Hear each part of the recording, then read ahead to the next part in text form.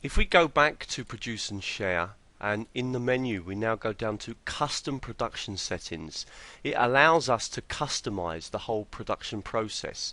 Now I'm going to choose flash outputs, and you may remember earlier that I mentioned to you that if you want to use something that works with the hotspots, then you need to make sure you're producing a flash output. I'm going to click on the next button, and what I can do is I can make sure that there's a menu item included. Now there is a whole different set of choices for using flash, and the one that we want is one with a what we call a TOC. And if we click on, I think it's this one we want here, the Express Show with TOC, that will make use of all of the menu items, and it will produce for you an output that includes the menu items on it. So if I click on the next button now, I suppose I'll just better point out a few things. You can change slightly the theme of your screen a little bit. You've got various choices here. You can also click to the flash options as well, and you can change your options in terms of the video output that you're going to produce.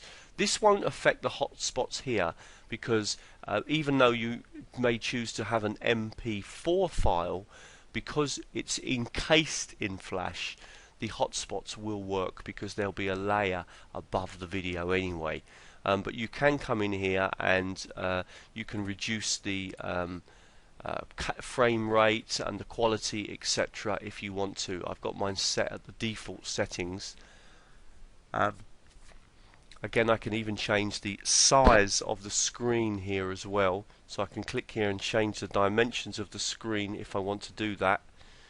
Again, I'm going to leave these on default for this example. Click on the next button to take you through.